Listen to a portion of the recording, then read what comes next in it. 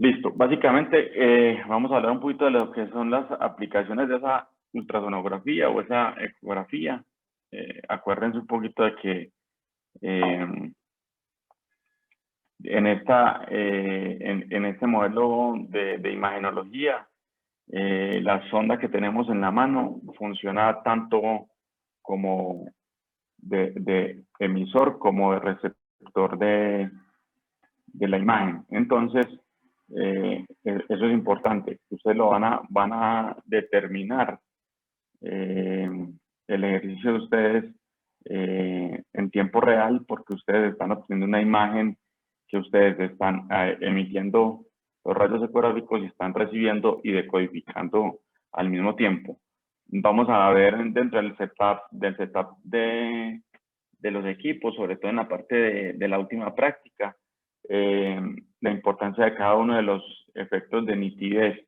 Por ejemplo, el rango dinámico, que te da mayor nitidez, pero al aumentar la nitidez aumenta el número de cuadros de la misma imagen que se te superponen para hacerte una imagen mucho mejor, pero a medida que el rango dinámico se te amplía, se te hace mucho más lenta la imagen, y cuando estás, por decir algo, aspirando o estás haciendo un screening de un tejido rápido, se te hace más lenta la imagen y se te complica hacer un poquito la ecografía. Entonces, encontrar como esa calibración del equipo que te pueda dar las mayores garantías y usos dentro de tu praxis.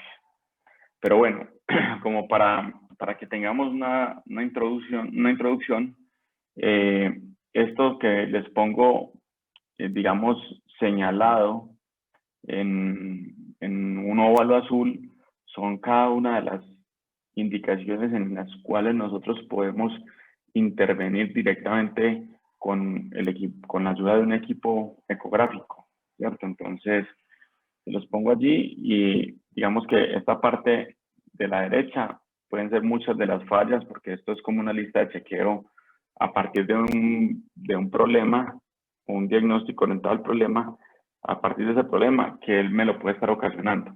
Entonces, pero vamos a explicar más o menos cada uno. Por ejemplo, en la ecografía podemos detectar fallas en la ovulación, ¿cierto? Podemos tener nuestras vacas en las cuales podemos hacer una ecografía seriada, como se hace rutinariamente en la práctica de equinos, cuando vamos a evaluar la yegua y cuando vamos a hacer el seguimiento de la yegua para, para, mm, para ver el momento óptimo de servicio mediado por esa ovulación.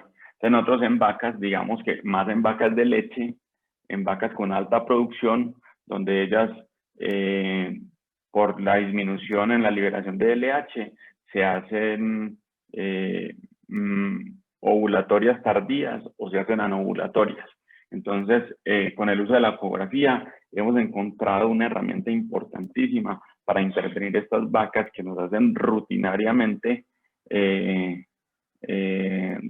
repetidoras de servicio y que a veces casi ni encontramos los problemas. Por ejemplo, miren ahí que en las vacas en producción, como para hacer un paréntesis, se da el 10% de falla de ovulación en vacas y solamente el 1%, digamos que en novillas.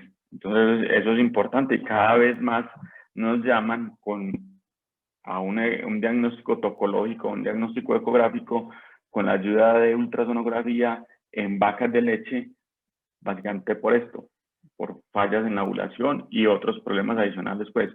Pero siempre que llegamos a las fincas, ya dice, ¿y usted tiene ecógrafo? Ah, sí, señor. Ah, bueno, listo. Entonces,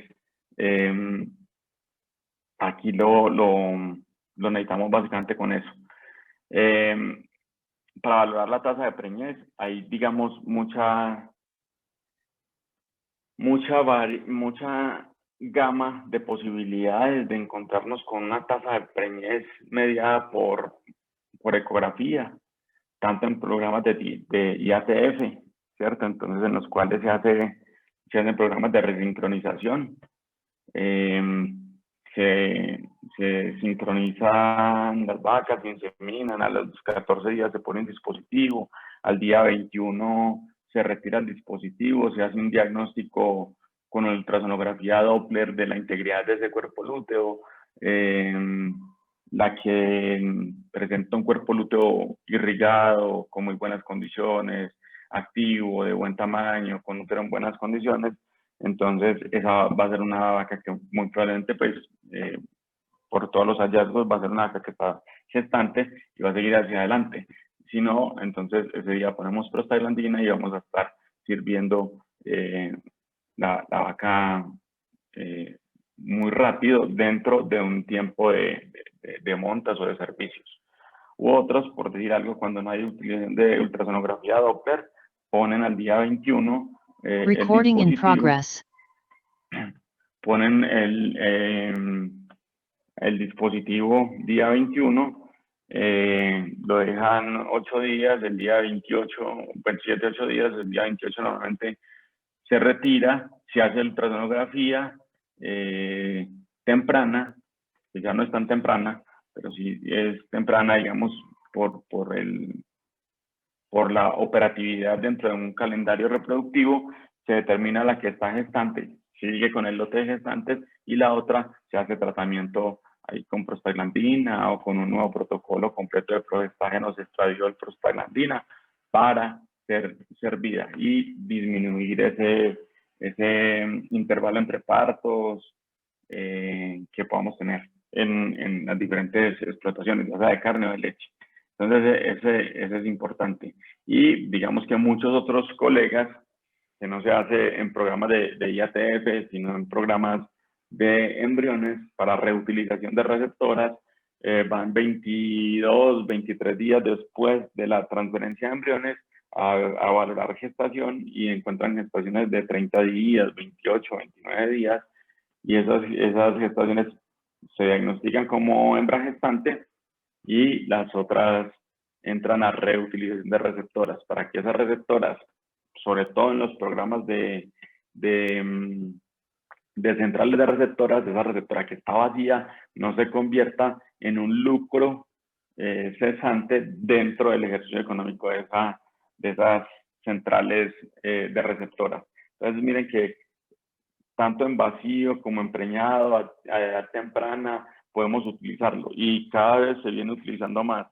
Después pasamos a una parte que es la mortalidad embrionaria temprana, que aquí pues yo no lo utilizo en la parte ecográfica porque básicamente es por ambiente uterino, lo utilizo digamos un poquito más tardío, que es cuando tengo animales entre 30 y 45 días en los cuales yo voy a valorar la integridad de esa vesícula embrionaria, ¿cierto? Entonces va a dar un diagnóstico, un pronóstico mucho más certero.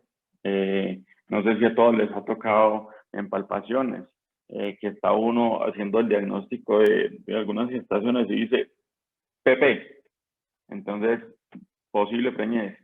Y esa posible preñez, digamos que es una buena alternativa diagnóstica cuando lo estamos haciendo a mano para no meternos en el problema de que algunas vacas de posible preñez o de poco líquido realmente estén preñadas y nosotros le mandemos prostaglandina y están preñadas sin ningún problema. Lo que pasa es que hicimos un mal diagnóstico porque el útero era más largo, porque el útero era de una vaca de 6, 7 partos, entonces tenía mayor longitud en ese útero y no alcanzamos a diagnosticar bien o no tuvimos la precaución y hicimos deslizamiento de membranas en el cuerno contralateral al cuerpo lúteo, entonces por ende va a tener menos cantidad de líquidos y menos, digamos, entre comillas, invasión de membranas sobre ese cuerno. Entonces nos va a llevar a tomar una decisión errada,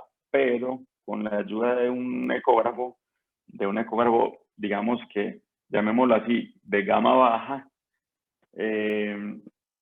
podemos ver una vesícula embrionaria, si está en buenas condiciones, si está turgente, si está flácida, si tiene o no suspendidos a nivel de de los líquidos, si la morfología embrionaria está adecuada, si el embrión es central o es marginal, etcétera. Y podemos diagnosticar cuál es la viabilidad inmediata de esa gestación, ¿cierto? Es decir, esta gestación está muy bien, los líquidos están anecogénicos, los líquidos están bien presentados, entonces yo creo que la gestación va para adelante. Pero cosas diferentes lo vamos a ver en algunas diapositivas, es cuando vamos a tener unas alteraciones en esa gestación, cuando vamos a ver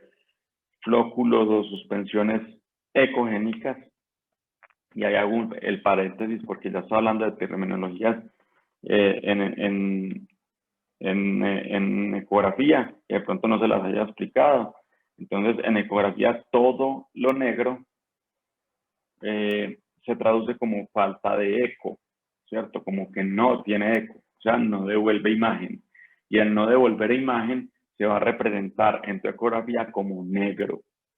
Y al verse como en negro, se dice, el término adecuado es anecogénico, o sea, que no forma eco. O sea, sin eco es negro. Y vamos a encontrar diferentes escalas de grises. Y esas escalas de grises están relacionadas con la capacidad de absorción de los ecos producidos por los cristales piezoeléctricos sobre el tejido, ¿cierto? Entonces van a haber tejidos como el tejido muscular, que tiene una capacidad de absorbancia menor, digamos, de esos tejidos, y refleja en mayor proporción esos rayos. A diferencia de otros tejidos como el hueso o los metales, que absorben la mayoría de los cosas y devuelven una información con mucha más absorbancia de rayos. Y entonces vamos a decir que son ecogénicos los tejidos como el músculo, como el riñón, como el hígado, como los pulmones, y son hiperecogénicos tejidos como metales y hueso, donde se van a ver hiperecogénicos, o sea, totalmente blancos. Entonces, eso es importante tenerlo. Anecogénico, ecogénico e hiperecogénico. Entonces, normalmente, si nosotros tenemos una gestación, vamos a tener varias estructuras, ¿cierto? Y dentro de esa gestación, esas estructuras van a tener diferentes grados de absorbancia de los rayos ecogénicos. Y entonces vamos a encontrar, por ejemplo, una membrana fetal. Una membrana fetal es una membrana con una absorbancia media que va a devolver una información media, ¿cierto? Entonces, cuando ustedes están haciendo la ecografía, van a ver algo de el útero, que también es medio, en absorbancia de esos rayos. Ustedes van a ver una parte que es el tejido uterino, después otra que absorbe un poquito más, que será la vesícula embrionaria, y después una parte negra. Entonces ustedes dicen, ese tejido uterino es ecogénico. La vesícula embrionaria también es ecogénica, un poco más que el miometrio o el endometrio. Y después viene el líquido amniótico. Como es un líquido, el eco normalmente pasa a través de él y no devuelve información.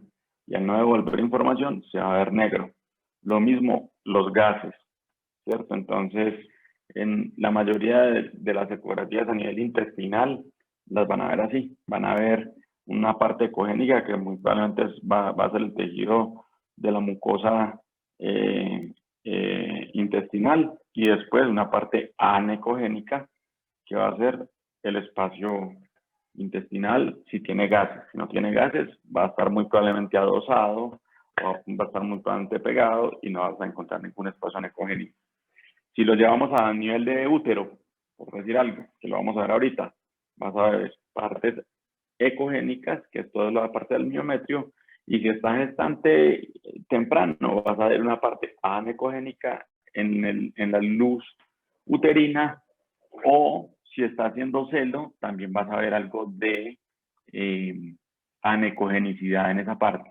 ¿Por qué? Porque los dos son líquidos. Uno va a ser moco del celo, muy probablemente, y el otro va a ser líquido gestacional. Entonces, ahí cuando hagamos las ecografías, tenemos que estar muy pendientes de todas las cosas que estemos observando para hacer una buena interpretación y un buen diagnóstico. Entonces, volviendo, digamos, al cuadro, podemos ver muerte embrionaria temprana desde días 28, 29, donde ya tenemos un corazón latiendo, donde vamos a ver una masa embrionaria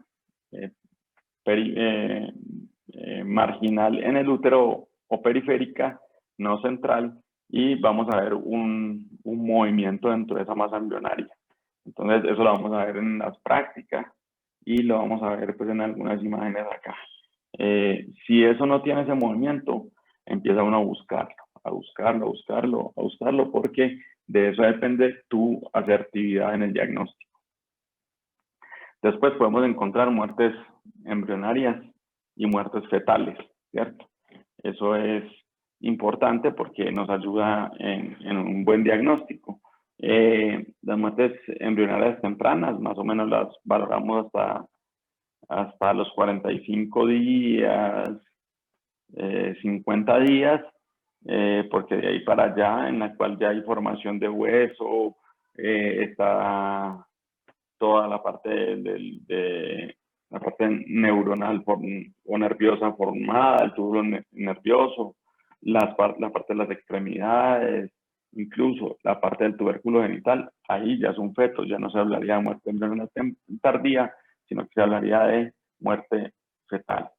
Entonces vemos otras estructuras, tamaño de placentomas, integridad de sus placentomas, vemos el feto cómo está, la morfología del feto, otra vez volvemos a ver el corazón, porque el muchacho puede estar bien formado, pero en algún momento pudo haber existido un factor estresante de cualquier índole, infeccioso, físico, químico, farmacológico, que nos puede dañar la gestación y nosotros encontrar líquidos, anecogenicidad a nivel de líquido amniótico, por decir algo, pero vamos a encontrar un ternero o un feto, perdón, de 70 días sin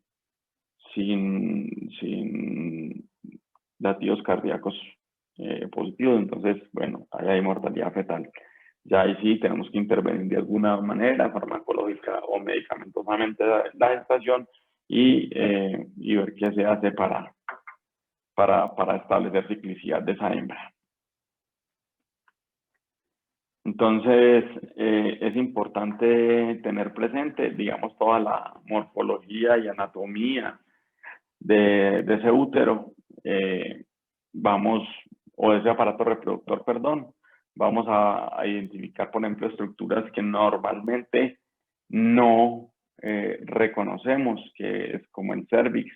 Muy poquitos colegas hacemos ecografía cervical, y digamos que cuando estamos haciendo diagnóstico gestacional no lo necesitamos tanto, lo necesitamos más en algunos casos en los cuales hay líquidos retenidos, contenidos uterinos anómalos ahí retenidos, y en lo que tenemos que intervenir de pronto cuando aplicamos algunos productos farmacológicos para hacer dilatación cervical, para determinar si ese cervix sí dilató.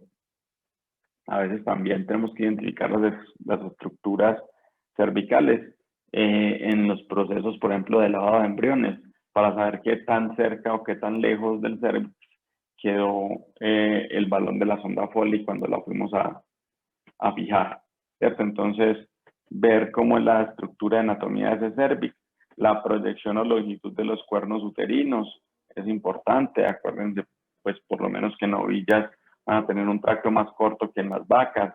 Entonces, a veces vamos a tomar el transductor, lo vamos a meter vía rectal y es una novilla 14 meses y vamos a empezar a meter la mano hasta más allá del codo.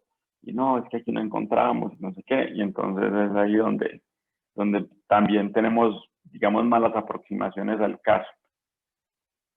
Ya enseguida les doy unas claves, pero digamos que es importante saber, toda la anatomía que vamos a ecografiar para poder hacer la idea mental y poder compararla con la idea, con la imagen física que tenemos en la pantalla del ecógrafo.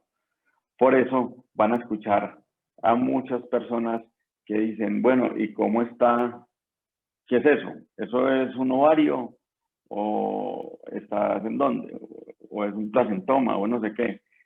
Entonces, algunas personas que están, digamos, por fuera como espectador, puede que sean muy expertos en hacer palpaciones o en hacer ecografías, pero a veces con una imagen mal hecha no se va a orientar. El externo no se orienta casi. Así sea, digamos, experto, muchas veces no se orienta. Pero usted que está haciendo la ecografía, usted siempre se está orientando porque usted tiene dos imágenes, la mental y la real. La mental es la que le está dando la información suya como tocólogo, como palpador, como lo que sea. Usted sabía cómo estaba el útero, porque antes de meter el ecógrafo metió su mano, eliminó toda la materia fecal y usted sabe, el útero es de tanta longitud, de tanto grosor, los ovarios están cerca o lejos, los ovarios son grandes, los ovarios son pequeños, ¿cierto? Entonces son toda la serie de imágenes que usted hace en su cabeza cuando simplemente está eliminando la materia fecal o está palpando para después meter la sonda. Entonces ahí les doy una clave. Primero saquen la materia fecal y palpen la vaca antes de hacer una ultrasonografía, porque mucha gente y muchas personas no hacen ninguna de las dos cosas y a veces se encuentran con sorpresas. A veces, por ejemplo, ha pasado preñeces de 5 y 6 meses que sean como vacías. ¿Por qué? Porque en la imagen vos tenés la idea o la sensación de que si metes el ecógrafo, de una vas a encontrar líquidos, ¿cierto? Y a veces no. A veces vas a tener una vaca que tiene una gestación avanzada, el feto hizo un descenso hacia cavidad abdominal, el tracto reproductivo se fue con el peso del ternero, la vagina es larga y el cervix es el que está en todo el reborde pélvico. Entonces entras y lo que haces es hacer una ecografía vestibular y haces una ecografía tubular y haces el útero, no, está vacía. Por premura, ese es el otro aspecto importante en ultrasonografía. Aquí no estamos corriendo, no estamos compitiendo, no es una carrera de ser el mejor en tiempo, sino de ser el mejor en diagnóstico. Y aquí hay que estar muy seguro. Entonces, tenemos que hacer un diagnóstico a mano, porque el diagnóstico a mano es el diagnóstico que vos haces bajo tu conocimiento y para lo que te llamaron como profesional en una ganadería. Y la otra es una ayuda diagnóstica. O sea, ella te va a ayudar a corroborar lo que vos ya habías diagnosticado. Que hay, que es que yo a mano creí que estaba vacía y después encontré que estaba preñada. Sí, estás corroborando que estaba preñada, pero ¿por qué? Porque hay un leve umbral entre los 28 y los 30 días de gestación que algunas personas no alcanzan a delimitar a mano, ¿cierto? O que estamos empezando en la praxis. Entonces, para uno no cometer embarradas, simplemente va a corroborar el diagnóstico. ¿Y cómo corroboró el diagnóstico? Negando su primera evaluación. Eso se llama corroborar el diagnóstico. Entonces, siempre estar muy pendiente y estar seguros de que usted ya por lo menos supo cómo enfrentarse. Y lo otro, se los digo, ¿y por qué les pongo esta imagen siempre? Porque a veces tenemos un útero a la mano, ¿cierto? tenemos que meter mucho menos de la muñeca, estamos haciendo una ecografía que estamos metiendo la muñeca y parte del antebrazo y ya tenemos todo cubierto. Y metemos la sonda transrectal o la sonda lineal y nos vamos hasta el fondo. Ay, pero es que por aquí deben estar los ovarios, porque es que los ovarios de aquella vaca estaban muy profundos, entonces los de esta vaca también van a estar muy profundos.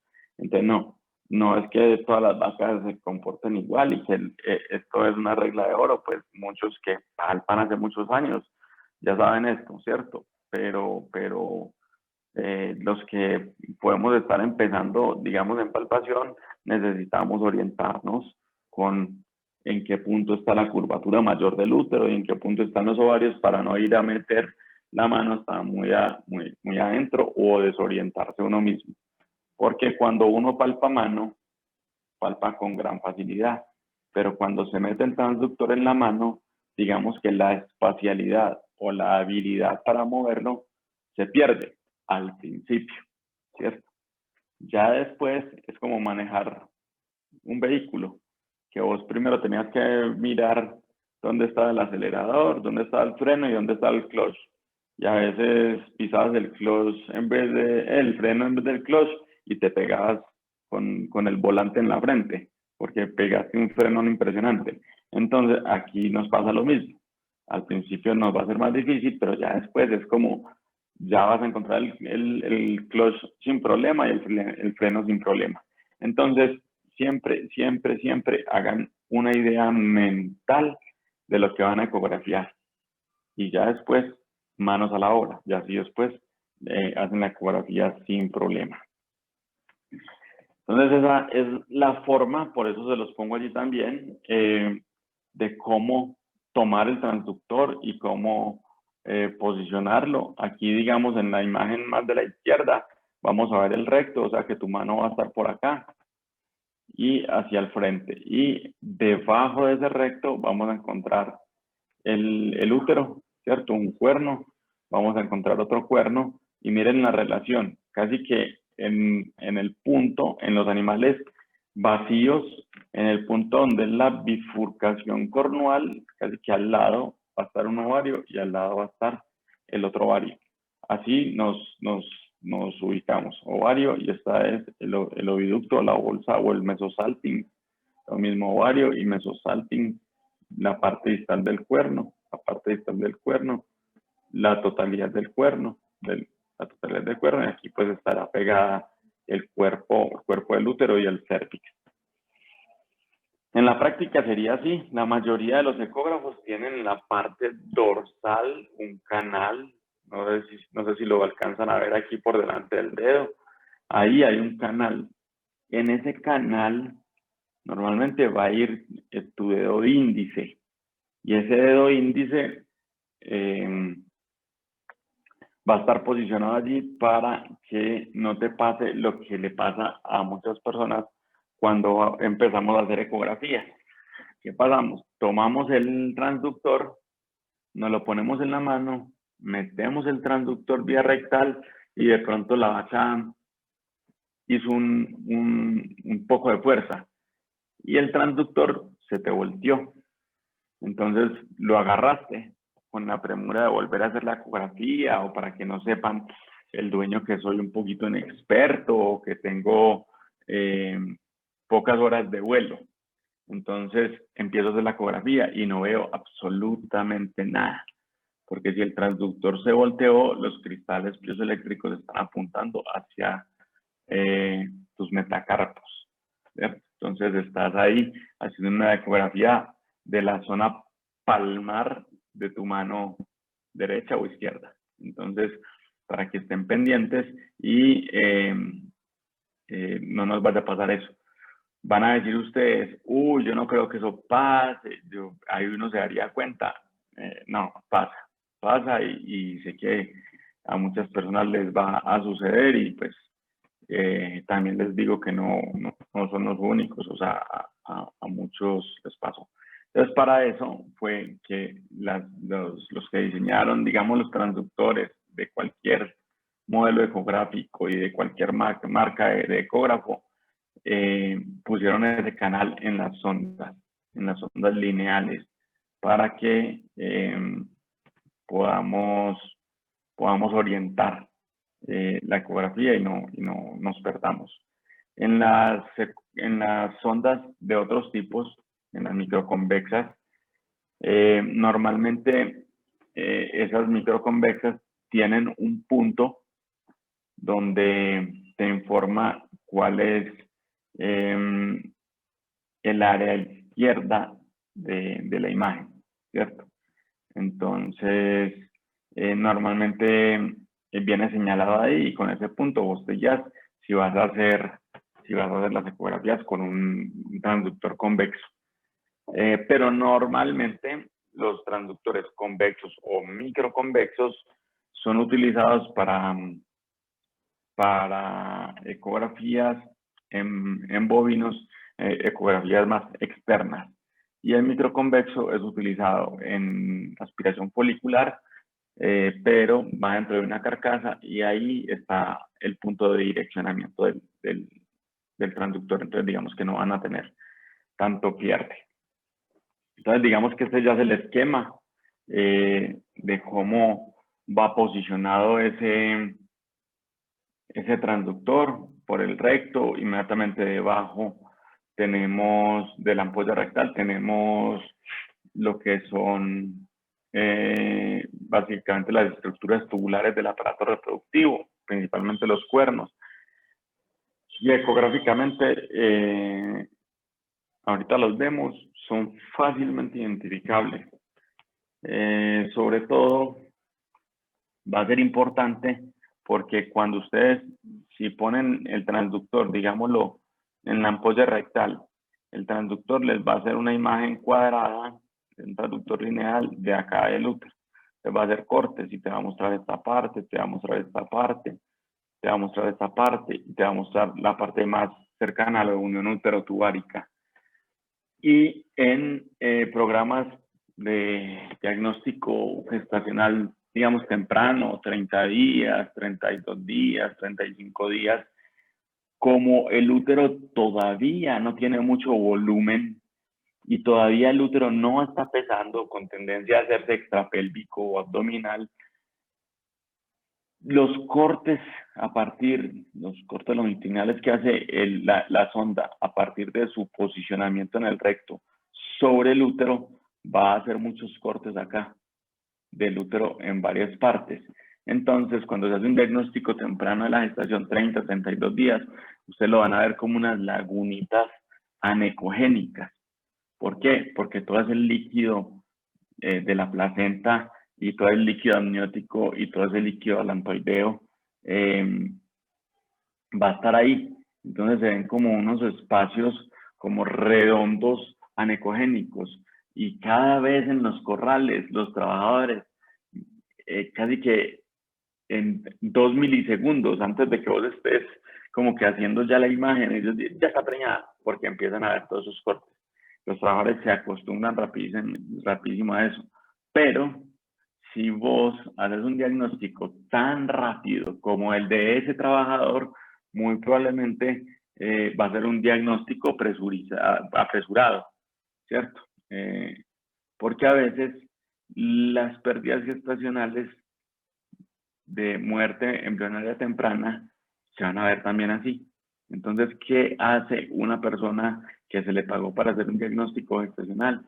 Ve todos esos espacios como unos espacios en moneda, como unos espacios anecogénicos en diferentes porciones y sigue uno de ellos hasta que se vuelva grande, muy grande, y ahí cercano va a estar la vesícula embrionaria. Y ahí vamos a ver cómo está la integridad de esa vesícula y cómo está el embrión, ¿cierto? Y ahí sí podemos diagnosticar preñada. Les van a decir, yo ya sabía de hace rato, pero claro, él lo que no sabía era que usted estaba buscando 3 o 4 signos importantes de una gestación adecuada, no solamente de una gestación, sino una gestación adecuada.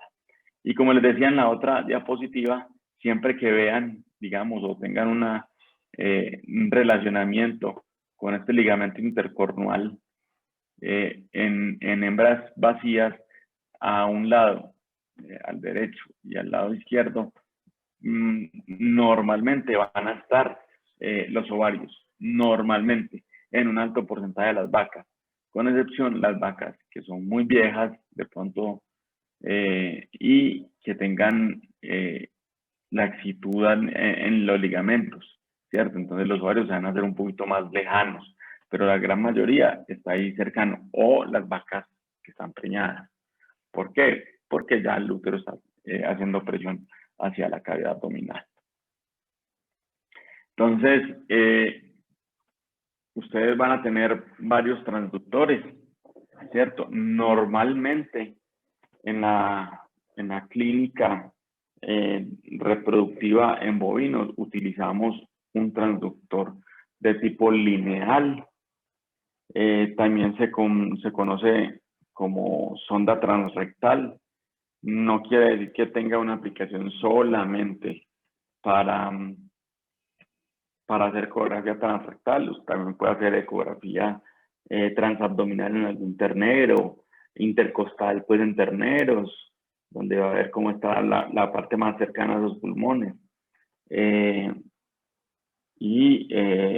Puede hacer una ecografía de tendones o de articular. ¿Qué pasa? Y ahí va el otro principio de las sondas.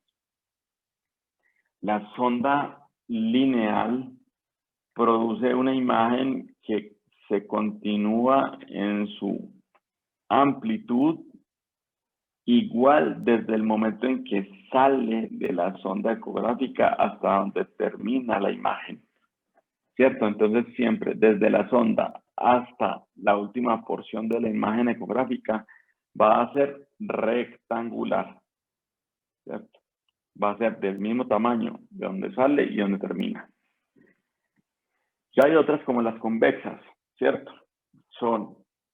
Las más comunes son las transvaginales, hay microconvexa o endocavitarias o sondas transvaginales humanas, que son las que se utilizan para hacer el diagnóstico gestacional temprano en las señoras, diagnósticos de 2 semanas de gestación, 3 semanas, en las cuales no se puede hacer un abortaje en ningún momento a nivel abdominal. Nunca se va a ver, entonces necesita hacer una ecografía transvaginal. Eso es un transductor microconvexo endocavitario. Entonces, porque es bastante más fino, más delgado.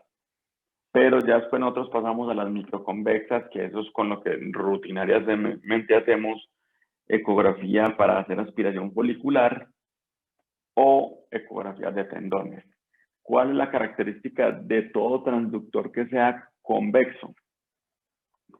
Que la imagen se va ampliando a medida que se aleja del punto de origen. Entonces, ¿qué pasa? Si el punto de origen es aquí, ella va ampliándose hacia el final. Y la nitidez o la relación de enfoque de los tejidos debe sectorizarse mucho más claro que en la lineal. ¿Por qué? Porque a medida que se aumenta el espectro de visión, los tejidos más distales van a perder un poquito de resolución. Y si usted, por ejemplo, necesita hacer una resolución mucho mejor de tejidos que están distales a su sonda ecográfica, lo que hace es que pasa todos los focos hacia los planos profundos de visualización y no deja los focos en los planos proximales. Puede aumentar las ganancias, ¿cierto?, en los focos distales, o puede bajarlas si lo que usted necesita es contraste. Y entonces, viendo aquí estas imágenes, digamos que con estos transductores podemos hacer unos cortes que pueden ser longitudinales o transversales, ¿cierto? Aquí básicamente este corte que estamos viendo en esta imagen es un corte transversal de este, digamos, feto, en el cual vemos la parte media del abdomen, vemos parte de la pared abdominal, ¿cierto? Vemos una estructura que para nosotros va a ser muy importante ecográficamente después, que va a ser el cordón umbilical, ¿cierto? Que es esta parte de acá. Vemos los vasos sanguíneos de ese cordón umbilical. Vemos el primer preestómago, pues, o el rumen. Lo vemos acá. Vemos parte de la formación del tejido hepático del ternero y vemos parte del intestino. Entonces ya tenemos una orientación acerca de dónde estamos ubicados con ese corte transversal, pero tenemos muchas estructuras allí en la misma imagen. Tenemos unas estructuras placentarias, ¿cierto? Que son los placentomas. Tenemos unas estructuras también de los líquidos del líquido amniótico, pues, o de los líquidos gestacionales. Vemos parte, y aquí les digo de un término también que lo van a encontrar ecográficamente, que son las interfaces, que las interfaces son los puntos de transición de dos imágenes ecográficas que se diferencian por el grado de congenicidad de sus tejidos, ¿cierto? Entonces, por ejemplo, aquí vamos a tener tejidos anecogénicos. Aquí básicamente fue la imagen o la foto. Ese tejido que es anecogénico o es líquido, como el de esta foto de arriba. Miren que aquí está todo el líquido amniótico y es un líquido anecogénico y tiene interfase con estos otros tejidos. Aquí vendrá el endometrio y tiene una interfase con este otro tejido superior que va a ser el endometrio. Entonces ahí lo vemos, digamos, de una forma más clara, y son las interfaces. También hay otra parte que es la cantidad de la frecuencia o el número de ondas de frecuencia que yo puedo tener. Entonces vamos a tener un transductor, por decir algo. Ustedes tienen un transductor lineal que su ecógrafo lee 5 MHz. Entonces, esos 5 MHz habla de la amplitud de onda. Esa es una amplitud de onda intermedia. ¿Qué pasa? Si yo aumento esa amplitud de onda, o sea, voy a ponerlo a 6.5 o a 7, entonces voy a tener mucho más rápido la muestra de las imágenes, y voy a tener una mayor nitidez porque voy a tener más imágenes superpuestas en un menor tiempo. Entonces, esa amplitud me va a dar a mí una mayor nitidez, ¿cierto? Cuando yo disminuyo a 3.5, ¿cierto? Esa longitud de onda, o sea, la longitud entre crestas y crestas va a ser más amplia. Esa imagen va a tener superposición de cuadros mucho más espaciados. Entonces voy a tener menor nitidez. Entonces, si yo pongo una sonda con menos longitud de onda, que es 3.5 MHz, voy a tener una imagen menos nítida. Si la tengo con más, 7.5, 9, 10, 12, voy a tener más nitidez. Se me van a diferenciar estas interfaces de una mejor manera. Yo voy a ver en dónde termina el endometrio, muy probablemente, y termina el miometrio, o dónde terminan los huesos cervicales del del feto. Pero si yo pongo una frecuencia menor, o sea, disminuyo la nitidez, voy a ganar profundidad. Entonces, eso clínicamente, ¿para qué me sirve? Por decir algo, si yo quiero ver son estructuras pulmonales, yo no puedo entrar con una sonda de 10 megahercios porque ella no me va a dejar profundizarme mucho en el tejido. Y muy probablemente lo que voy a observar es una ecografía de la piel, del tejido subcutáneo, de la grasa o de los músculos intercostales o de la costilla, si estoy encima de la costilla. Pero no más allá. No voy a profundizarme nada más con una de 10. Con una de 3.5 sí voy a tener mucha más profundidad. Entonces, ¿qué me va a pasar? Que yo muy probablemente voy a atravesar la piel, el tejido celular subcutáneo, los músculos intercostales, voy a llegar hasta pulmón y voy a poder observar parte del tejido parenquimatoso del pulmón, porque disminuí la frecuencia y gané profundidad, pero no gané resolución. Entonces, una sacrifica la otra. Entonces, mañana vamos a ver ultrasonidos o ecografías de vacas no gestantes. Y digamos que esas vacas no gestantes, como habíamos visto, las estructuras, digamos, más importantes que vamos a evaluar son los ovarios, ¿cierto? Entonces, en los ovarios podemos ver la distancia, ¿cierto? Entonces, los podemos encontrar muy cerca o los podemos encontrar muy lejos. Para que ustedes se puedan ubicar espacialmente.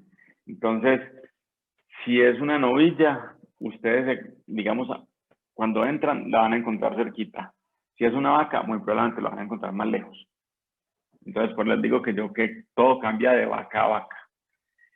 Si es una gestación temprana, digámoslo así, lo van a encontrar pélvico, muy cerca. Si la gestación se va prolongando, lo van a encontrar mucho más lejano. Después, la longitud de ese ovario. Y aquí es importante porque ustedes van a tener diferentes clientes y tengo clientes que les gusta mucho, no sé, el Brahman y tengo clientes que les gusta mucho el Wagyu. Entonces, hay diferencias entre esas razas. Por ejemplo, una vaca Brahman, por lo general va a tener un ovario que va entre los 2.5 y 3.5 centímetros de longitud en condiciones normales. Y en la Wagyu vamos a encontrar unos ovarios de 2 centímetros en condiciones normales. No es que esta vaca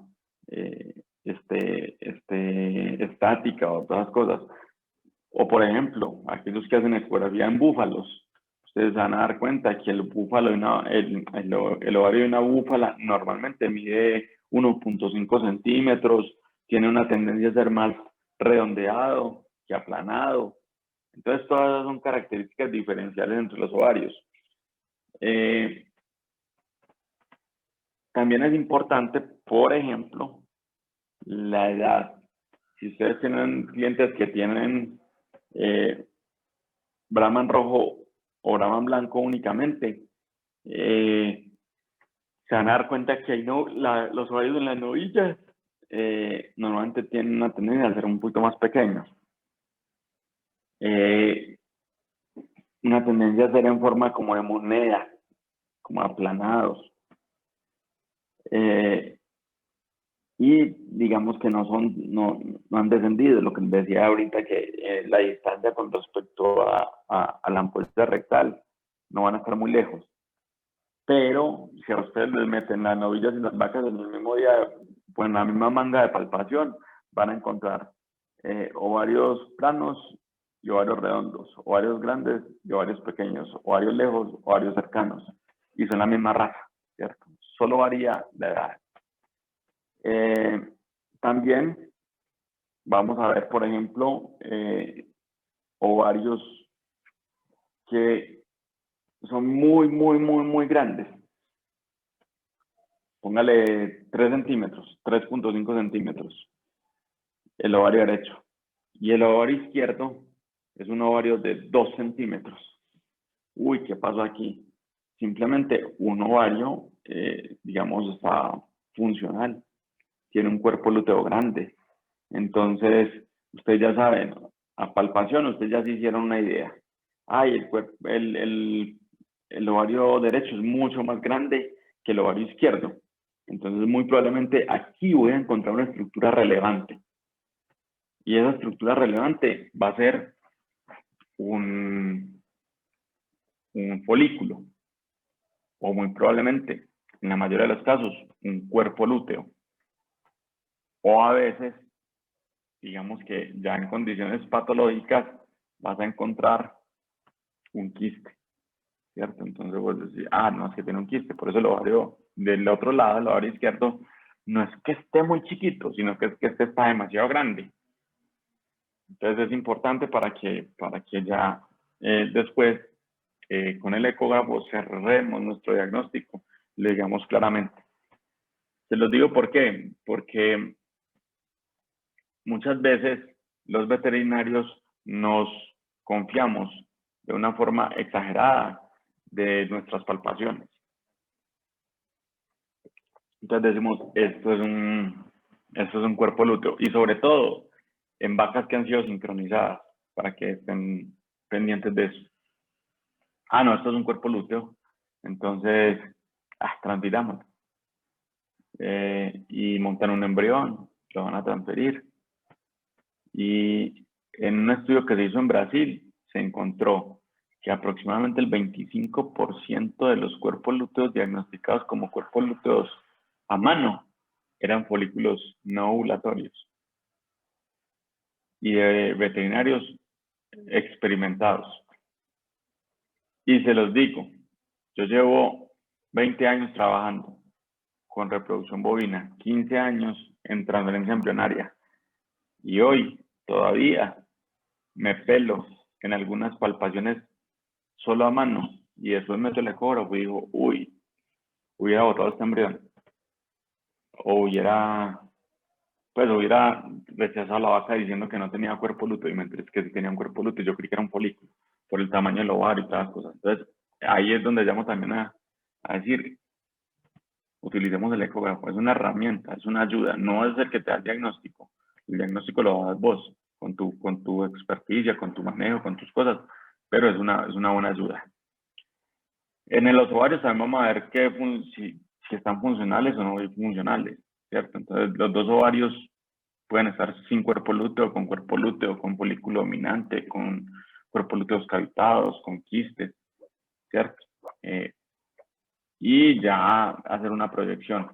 ¿Por qué? Porque a veces nosotros no encontramos cuerpos lúteos en un ovario y vamos a ir a seleccionar receptores para un programa de transferencia de embrión.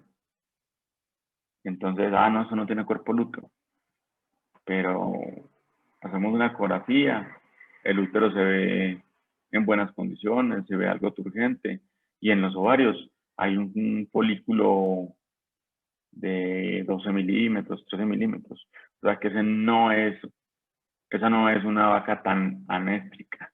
O sea, esa no es tan anéstrica, no, porque sí está anéstrica. O sea, no está manifestando esto, pero no debe ser una vaca mal llamada antes estática, porque ella sí está con funcionalidad. Lo que pasa es que no ha pasado el momento de estimulación a nivel del hipotálamo hipófisis-gonadas para que salga de ese bloqueo anéstrico postpartal, por decir algo, porque es muy común en vacas postparto. Entonces el ecógrafo nos ayuda a diagnosticar eso, las vacas que podemos ponerles dispositivos, estrógenos, prostaglandina, para lo que decimos nosotros como despegar o inducir ciclicidad. Entonces, ojo que eso nos ayuda y es una ayuda bastante importante. También podemos ver patologías anatómicas en ovarios.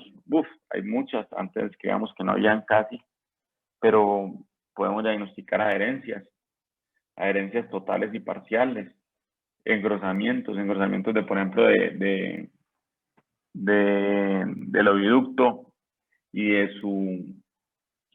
su punto de unión con el ovario. Entonces, que es el inicio de la formación de las adherencias. Otra cosa, a muchos nos ha pasado, es que esta vaca no tiene un ovario, pues no tiene los dos, ¿cierto? Entonces, poder hacer un diagnóstico no solamente a mano, sino decirle, veas que eso no tiene ovarios, o están muy, muy, muy pequeños. Entonces son los casos de las hipoplasias, los casos de las ovaritis, que son los ovarios como de consistencia muy blanda, que pueden tener tejido o purulento, o mucoso, o fibrinoso alrededor del ovario, y empezar a diagnosticar eso. O en casos finales, tumores, ¿cierto? Hace poco que una colega, la doctora Catarina, mostró un tumor en una yegua que había sido ecografiado previamente, y después como la excisión quirúrgica de ese tumor. Es un hallazgo que ese diagnóstico lo tuvo que haber hecho ecográficamente, ¿cierto? Para poder tomar una buena decisión. Entonces, mire en lo que nos puede ayudar. Y también como en respuesta a tratamientos. Hoy, por ejemplo, enviamos un tratamiento para una vaca que estamos aspirando, una vaca bucerá, que había sido servida. Y entonces, ay no, que se le puso un semen costosísimo. Imagínense que, no, mire, háganle la ecografía para ver, porque es que ya llevaba varios días y no ha mostrado celos, no ha mostrado nada. Pues sí, se hizo la ecografía mostró un quiste más o menos de 35 milímetros de líquido contenido, un quiste de 5.5 centímetros de diámetro, o sea que el ovario está supremamente grande y la vaca está vacía.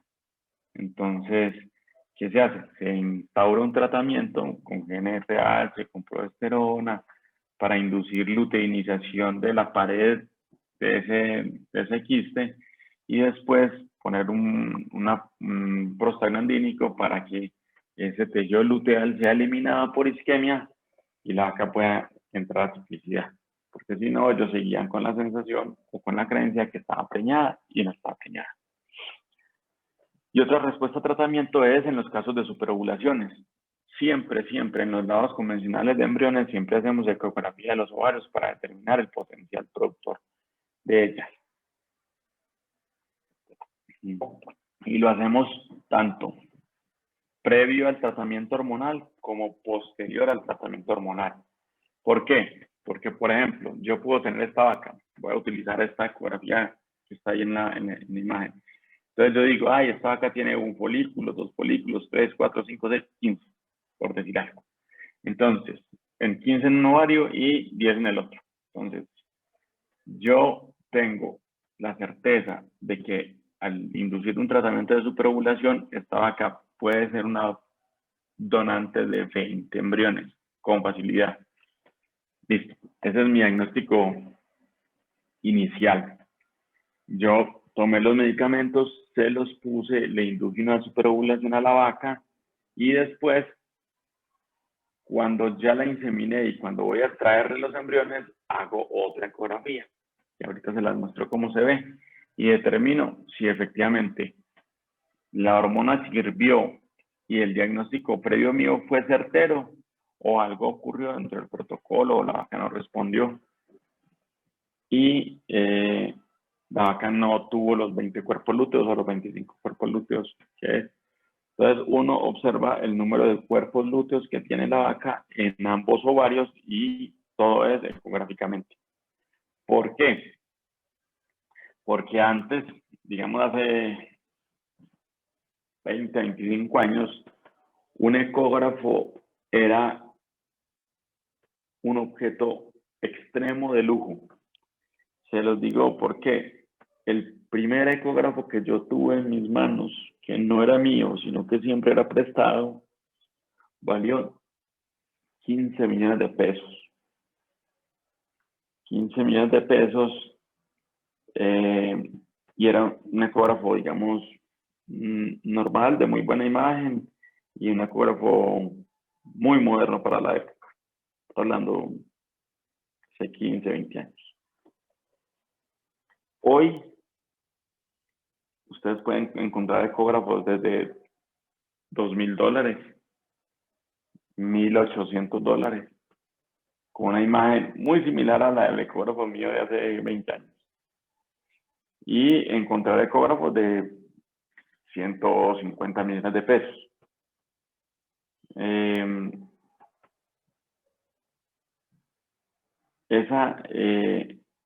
Esa imagen que yo puedo hacer con los ecógrafos depende de lo que yo ya voy a necesitar.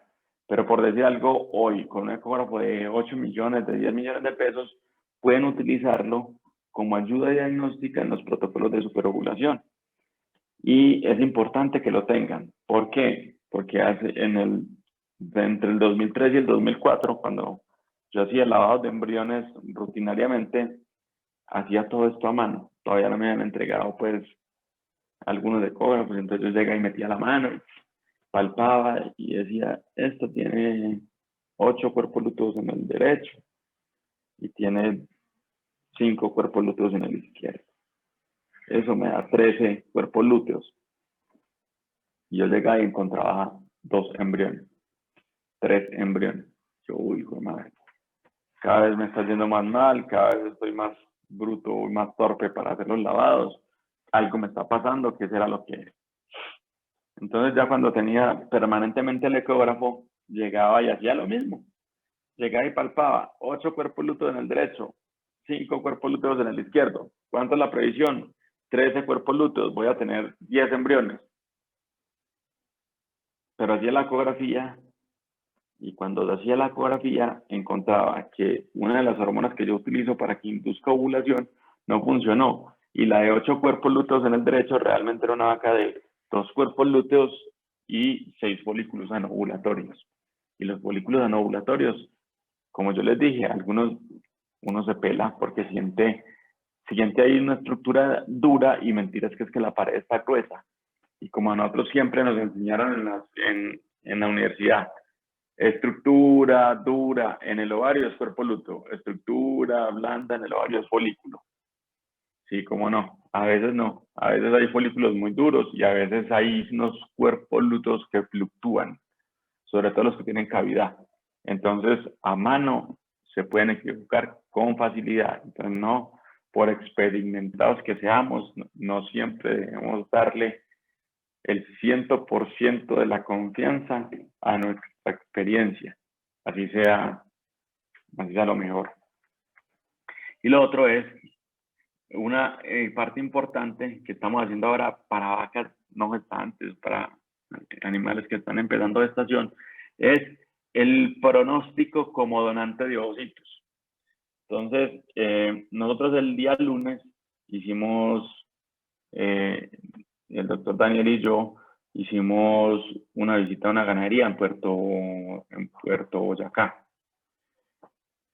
Esta ganadería son criadores de bucerá. Entonces se vendió una genética para Ecuador. Y se necesitaba saber la previsión o la producción potencial de óvulos de esas vacas para saber cuántas vacas se necesitaba aspirar para cubrir el número de receptores. Eso es una regla matemática que después cuando estemos viendo la parte de embriones se las voy a explicar. Entonces, listo, ¿qué hicimos el lunes? Fuimos y tomamos las vacas. Entonces el doctor Daniel decía, no, esa tiene 15 en el derecho y 10 en el izquierdo. Listo. Entonces, esa vaca me va a dar a mí, el día de la aspiración, 25 folículos que se traducen en 12, perdón, en 22, 20 ovocitos obtenidos.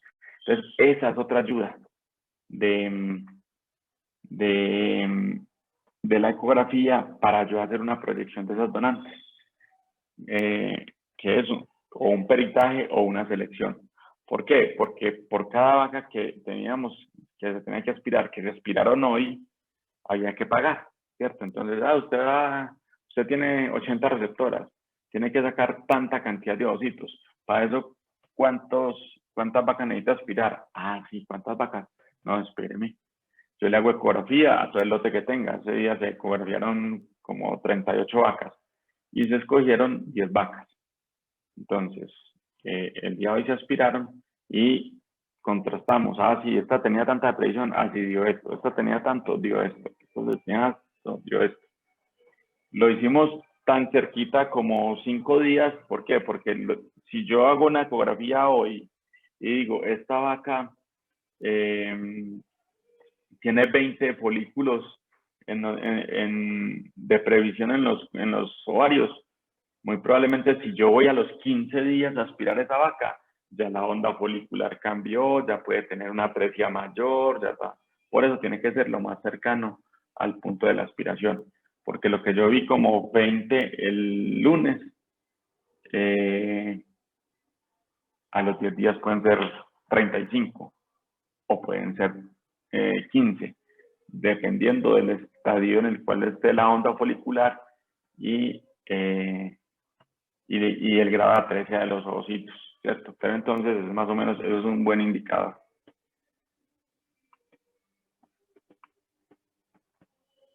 Entonces, cuando estamos empezando a hacer las ecografías, siempre nos van a preguntar, venga, ¿y qué tan profundos están los ovarios?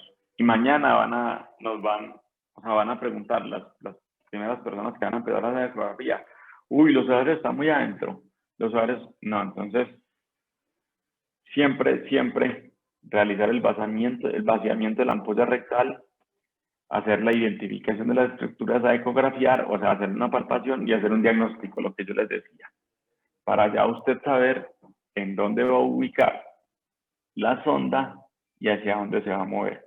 Si los ovarios están muy abajo cuando usted palpó, porque era una vaca que estaba de 6 meses, entonces usted ya sabe que va a hacer una ecografía gestacional, muy probablemente de la cabeza del ternero, de algunos placentomas y del cervix, si lo quieren hacer, que no es tan diagnóstico en ese momento. Pero no se va a enloquecer con que, ay, si no cojo los ovarios o no los agarro, que no sé qué, porque pueden estar ya muy abajo. Pero ya usted sabe que no se va a poner muy loco a buscarlo porque anatómicamente va a tener esas diferencias. Y por eso les pongo distancia a partir de los labios vulvares hasta los ovarios, ¿cierto? Estos son centímetros, ¿cierto? Entonces, normalmente una hembra novilla, no gestante, va a tener 45 centímetros de longitud, que corresponden a la distancia de la vulva hasta el cervix, hasta el fornix, pues, que es todo el vestíbulo vaginal y la vagina. Y a eso se le suma lo que pueda medir el cervix. Y a eso se le suma la distancia que puede haber del cuerpo del útero hasta el ligamento intercornual, ¿cierto? Esos son más o menos 45 centímetros. Digamos, algunas vacas un poquito más allá, algunas novillas, perdón, un poquito más profundas, sobre todo los animales que son de establo, y menos profundas los animales, digamos, de potrero o más jóvenes. Eso se los digo porque el día que les toque hacer la ecografía a una hembra de potrero, ese día, de establo, perdón, ese día se van a cortar de mí, porque son profundísimas, son muy profundas. Entonces, y acuérdense que a ustedes A veces los van a llamar de peritos. O sea, le van a decir, venga, dígame si esta novilla está preñada, dígame si esta novilla tiene alguna normalidad en el cervix, dígame si hay una normalidad uterina, dígame qué población folicular pues tiene. Entonces, ustedes, si los llaman de peritos, si les van a pagar, digamos, el servicio que puede valer alrededor de 500.000 pesos, para 3 vacas, usted dice, usted tiene que estar muy seguro de lo que va a decir. Entonces, van a encontrar en novillas de establo que les va a tocar meter casi más allá del codo para encontrar. Y estamos hablando solamente de 45 centímetros y más allá del codo ya tiene 60, ¿cierto? Entonces, digamos que esas variaciones se dan en los animales de establo por la gordura, por la grasa que va empujando un poquito el útero más hacia la cavidad abdominal, y ya cuando pues algunas vacas cogen preñez, esas vacas de establo sí son mucho más profundos los ovarios. Y ya en la parte de abajo vemos cómo los ovarios se van moviendo a medida que pasa la gestación. 2 meses, 3 meses, 4 meses, 5, 6, hasta el 9º mes.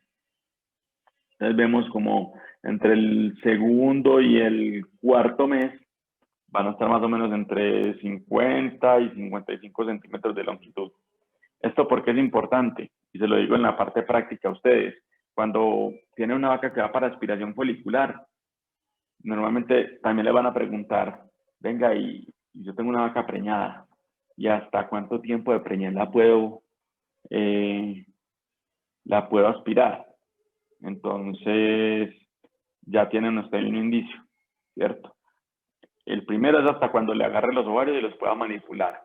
Pero usted ya sabe que a partir del 5º mes ya los ovarios se hacen muy, muy, muy lejos. La sonda transvaginal mide más o menos 60 centímetros, pero quedan 10 centímetros por fuera de la vulva. Entonces usted ya sabe que aquí en 50, 60 ya va perdiendo chance para aspirar esa vaca.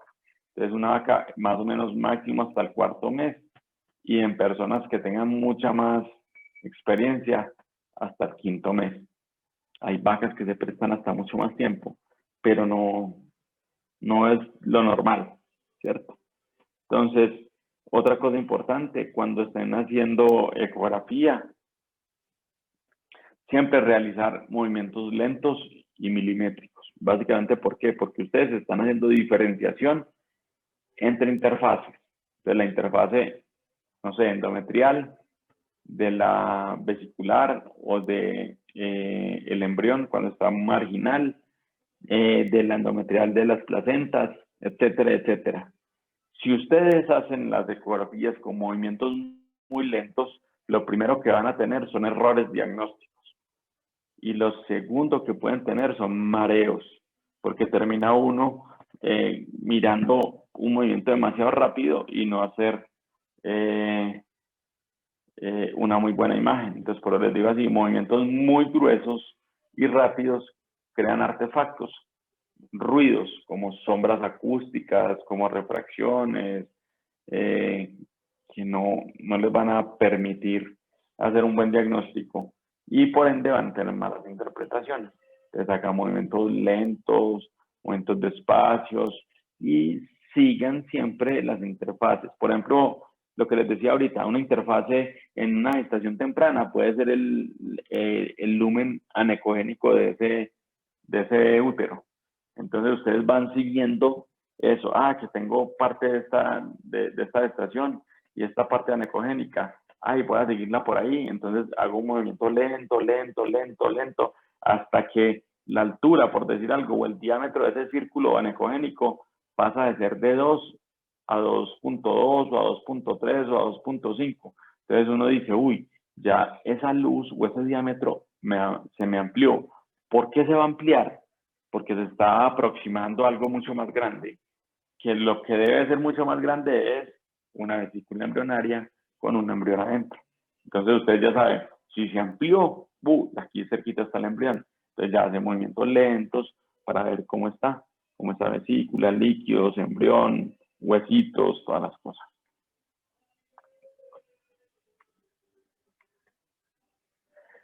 Bueno, entonces,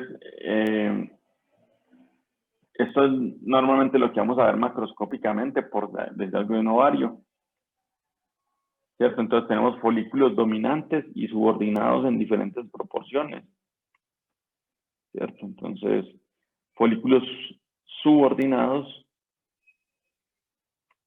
y estos son folículo dominante. Este es macroscópicamente cómo se vería. Esto es en una ecografía. ¿Cómo serían esos folículos? Entonces aquí lo vemos como un puntico, y en la ecografía vemos que es un punto un poquito más grande. Aquí también tenemos otro folículo, aquí tenemos un folículo que es muy probablemente este, sino que cuando se hizo la toma o el corte se mostró solamente una parte. Y digamos que cuando partimos ese ovario, miren, y ahí estaba un folículo acá, otro folículo acá, otro folículo acá, otro folículo acá, otro folículo acá, que son básicamente estos que estamos aquí observando. Ay, perdón. Entonces, folículos subordinados, el folículo dominante. Acuérdense, es anecogénico porque es negro, porque tiene líquidos, ¿cierto? Entonces, no va a absorber mucho los rayos, va a devolver una imagen negra, a diferencia, por ejemplo, del estroma ovárico, que para esta foto pues está muy oscuro, pero mire, aquí hay una interfase de estroma y aquí hay una interfase mucho más de ese epitelio, muy probablemente porque como era un espécimen de matadero, llevaba un tiempo ahí ya de muerto la vaca y estaba congelado alguna cosa, pero normalmente no es tan diferencial este tejido de este, pero sí los tejidos foliculares se diferencian mucho de los tejidos luteales, ahorita los miramos. Igual la historia, digamos, continúa, folículos subordinados, folículo dominante.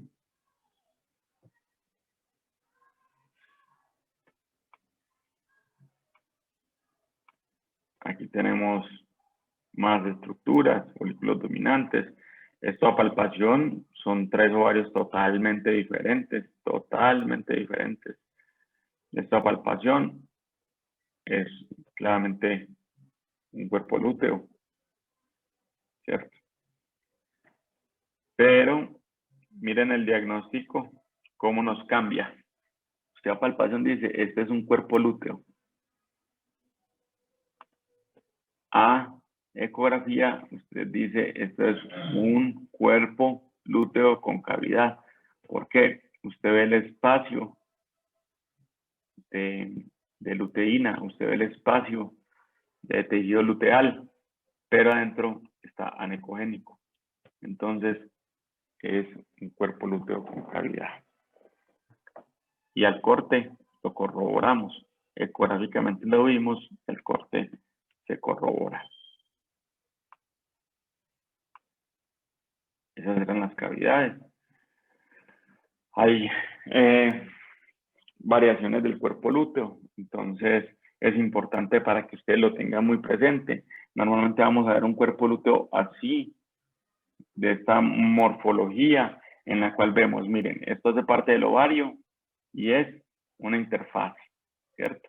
Muy probablemente es la corteza ovárica, donde vamos a tener una parte más hiperecogénica por superposición de tejidos, ¿cierto? Y después sigue parte del estroma ovárico o la transición estroma-corteza.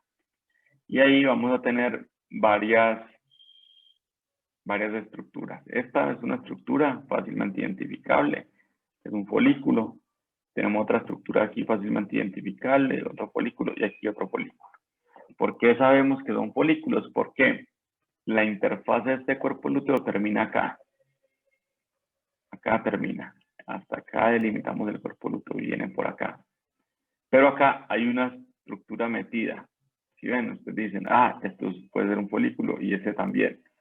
No es que el folículo esté dentro del cuerpo lúteo, ¿cierto? Sino que este puede ser un poquito más grande y está en un plano de ese ovario, porque nosotros hicimos un corte transversal, y al hacer ese corte transversal, este foliculito y este foliculito quedaron en otro plano. Siguen siendo corticales, pero quedaron en un plano y se ven como medio superpuestos. Lo mismo este 1, ¿cierto? Y entonces ahí vemos todas las diferentes interfaces. Miren este cómo se ve un poquito más oscuro, quiere decir que es menos ecogénico que esta estructura que es un poquito más blanca. Y esto es más ecogénico que esta estructura que es más gris, ¿cierto? Esta tiende a ser más gris, esta más negro. Y esto también es por superposición de tejidos. Entonces absorbe mucho más. ¿Qué pasa? Y hay una estructura aquí señalada como el 2, que es como un camino. Normalmente eso se forma en los cuerpos lúteos que tienen corona, que son los que protruyen del ovario, los que son grandes. Y eso, como es un corte transversal, lo que hace es que lo cortó en la parte superior, está tomando una parte de la corona y por eso se ve así en ese punto el cuerpo lúteo. Aquí vemos otra muestra de otro ovario en el cual vemos iguales la parte de la corteza del ovario. Vemos los mismos folículos por acá. Vemos la interfase con la parte de la corteza ovárica y el cuerpo lúteo. Entonces el cuerpo lúteo lo vemos ahí claramente definido, claramente estructurado, pero aparece esa estructura central. Esa estructura central es la cavidad del cuerpo lúteo. Esa cavidad del cuerpo lúteo es fisiológicamente normal, se da en un alto porcentaje en los ciclos sincronizados que normalmente se cierra más o menos a los 14 días después de la ovulación. La mayoría de los cuerpos lúteos se cierran, los cuerpos lúteos cavitados, a menos que el proceso de luteinización vaya lento, pero para la finalización, digamos, de ese ciclo, ya va a estar cerrado si la vaca sigue preñada. Si la vaca va a estar vacía, muy probablemente se te va a ampliar un poquito la vaca, va a ser un ciclo de 21 días, 22 días, 23 días, pero no tiene ningún problema. Estos cuerpos lúteos con cavidad pueden ser transferidos sin ningún problema. Ahí hay buena gestación, como se les dije, normalmente ellos siguen hasta, mantienen la gestación y se van a cerrar al día 14. ¿Qué tenemos acá? Aquí también tenemos otros ovarios con cuerpos lúteos en diferentes estadios. Entonces vamos a empezar por el primero. Tiene unos cuerpos lúteos de diferente tamaño. Aquí tenemos uno, aquí tenemos otro.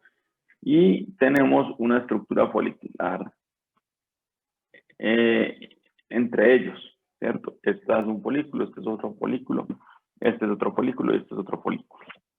¿Qué se puede dar en los casos de vacas que han sido superestimuladas o en vacas que recibieron gonadotropina coriónica equina en un protocolo de IATF, digamos a una dosis normal, pero ella es sensible a la SG y respondió con 2 o 3 cuerpos lúteos. Otro caso que les decía es los cuerpos lúteos cavitados como este, que es bastante grande, que está acompañado de un tejido luteal que es más o menos del 40% y una cavidad del 60%. Y esa cavidad está con suspensiones ecogénicas en su interior. Miren que las cavidades, como en el caso de arriba, donde estoy señalando, esas cavidades son anecogénicas y normalmente son concéntricas, ¿cierto? En los cuerpos lúteos cavitados. Pero cuando estos folículos preovulatorios son demasiado grandes, esos folículos preovulatorios dejan unas cavidades muy grandes y estas suspensiones ecogénicas son fibrina derivada de la hemorragia que dejó la ruptura del folículo y la formación de ese cuerpo hemorrágico y posteriormente la displasia de las células de la teca y de las células de la granulosa hacia células luteínicas, ¿cierto? Pero aquí hay una parte que no hace parte de ese cuerpo lúteo y es esta parte anecogénica, que es un folículo que está allí metido. Entonces, estos no son folículos porque están trabeculados por la fibrina, es una cavidad, aquí también hay una cavidad en el otro. Estos están por fuera de los cuerpos lúteos, ¿verdad? Que estos sí son folículos. Y mire, aquí mucho más claro, este está por fuera del cuerpo lúteo, que es este. Este también es un folículo. En el tercer caso, este es común, muy común en las vacas que se sobreestimulan con SG y que hacen un sitio de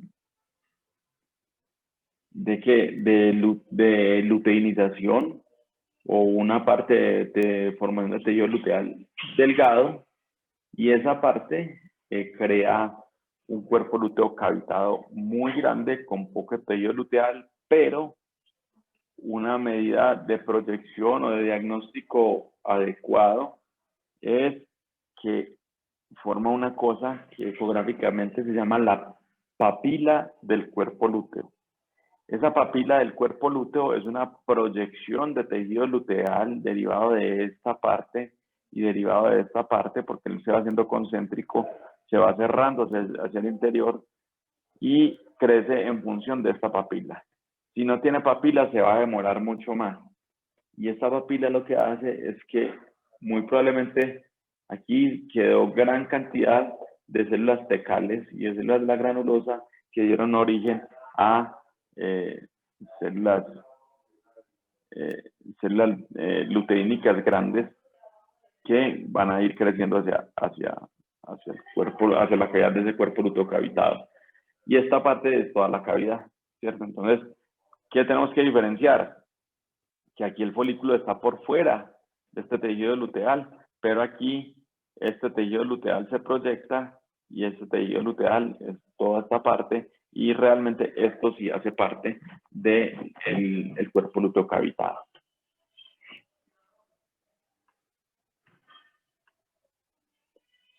Listo. Entonces aquí tenemos lo que yo les decía, la corona del cuerpo lúteo, ¿cierto? Entonces aquí tenemos un corte transversal porque vemos desde arriba hasta abajo del ovario, en el otro lado un corte longitudinal, es como cortarlo en esta partecita y aquí es donde vamos a ver la rayita, esa que veíamos hiperecogénica en la diapositiva anterior. Ay, perdón. Esa rayita que yo les decía era esta, ¿cierto? Que es la puntica de la corona del cuerpo lúteo. Entonces, bueno, ahí tenemos cuerpos lúteos con corona, lo ven claramente, es un cuerpo lúteo que es grande hacia el interior del ovario, con una protuberancia bastante notoria a palpación. Todos los que han hecho palpación, digamos, en vacas Holstein, son muy comunes encontrarse estas coronas. En vacas Brahman, como en vaca comercial también es común, pero el ovario es un poquito más pequeño.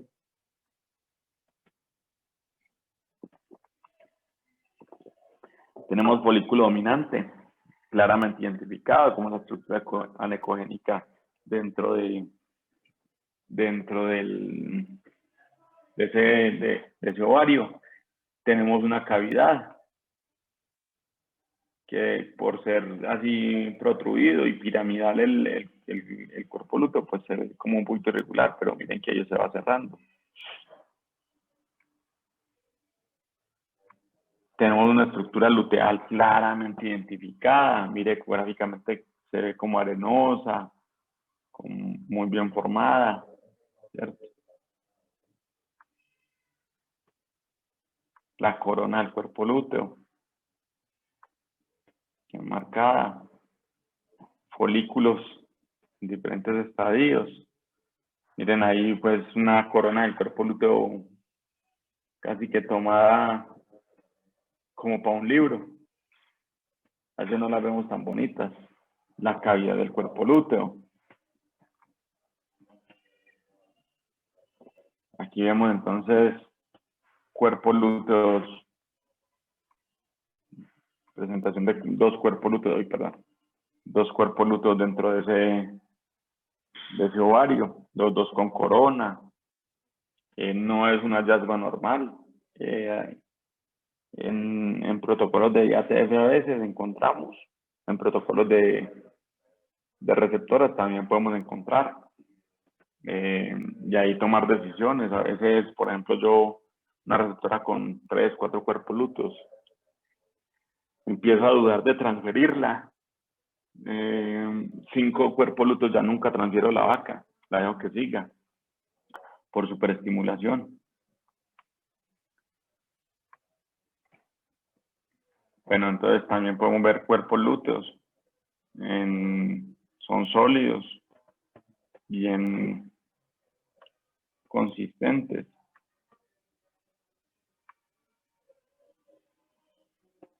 Si quieren hacer un seguimiento, pueden ver seriado cómo es la formación de ese cuerpo lúteo durante el inicio del ciclo, cómo se da, aparte de la ovulación, la formación del cuerpo hemorrágico. Ya después se convierte en un tejido luteal más sólido, más grande, más consistente.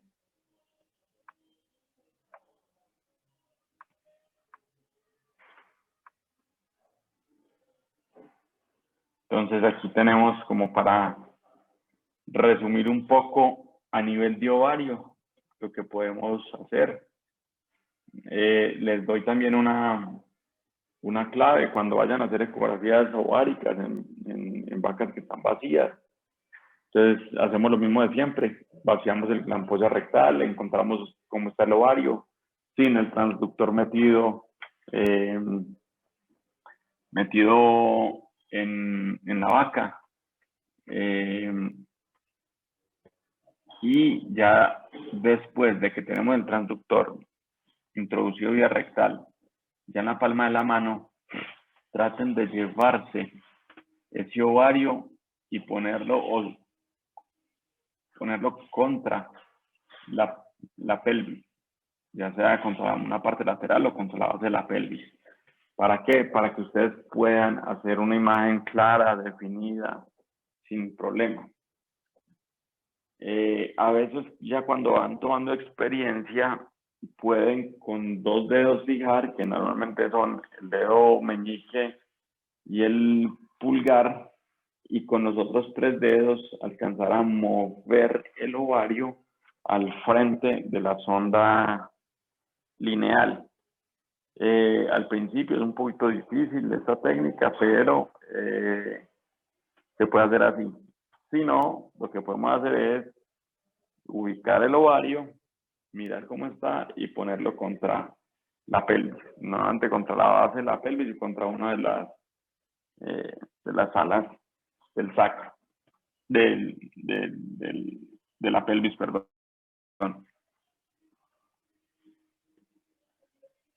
Entonces ahí tenemos varias estructuras que a veces son ciertas o a veces son falsas, a veces nos juegan malas pasadas, a veces sí son o no son.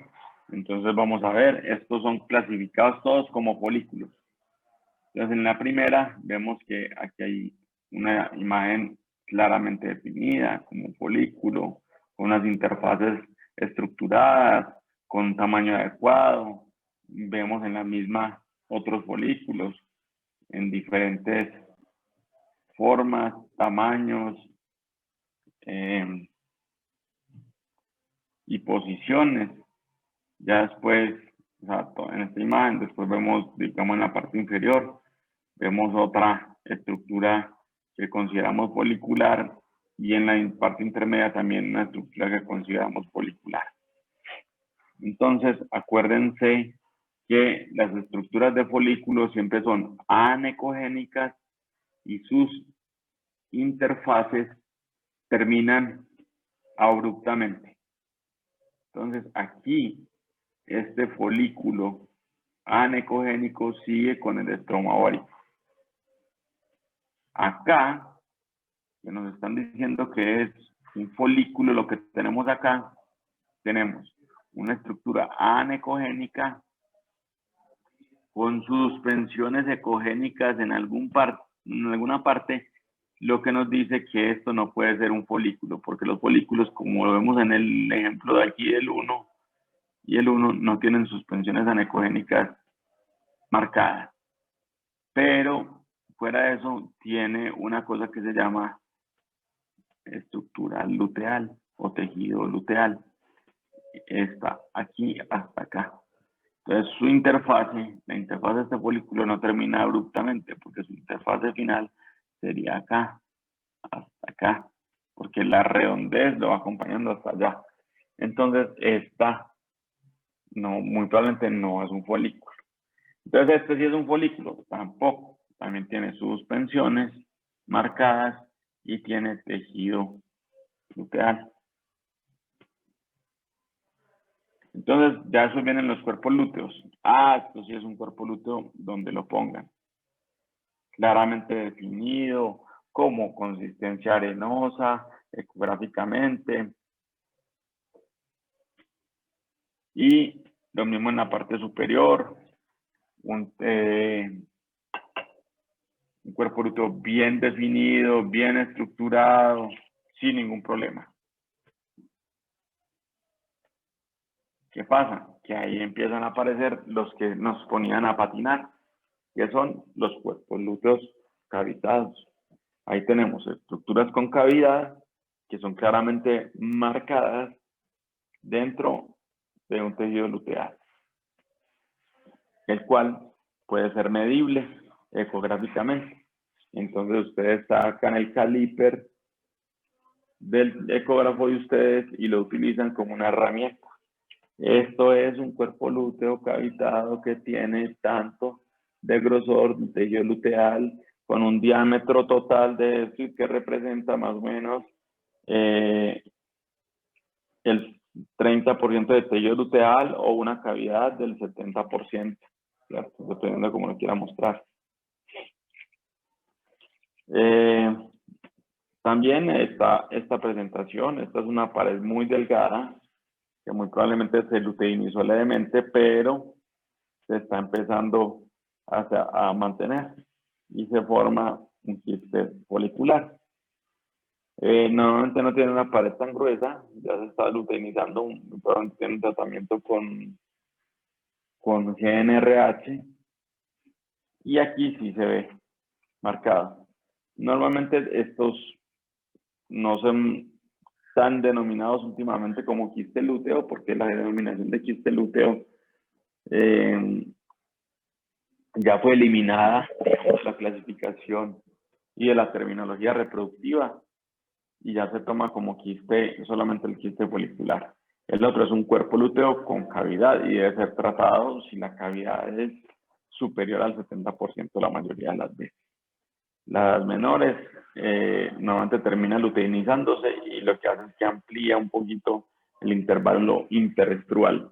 Entonces, nosotros tomamos la decisión si terminamos de luteinizar farmacológicamente o esperamos que se cierre esa cavidad y esperamos el retorno a hacerlo.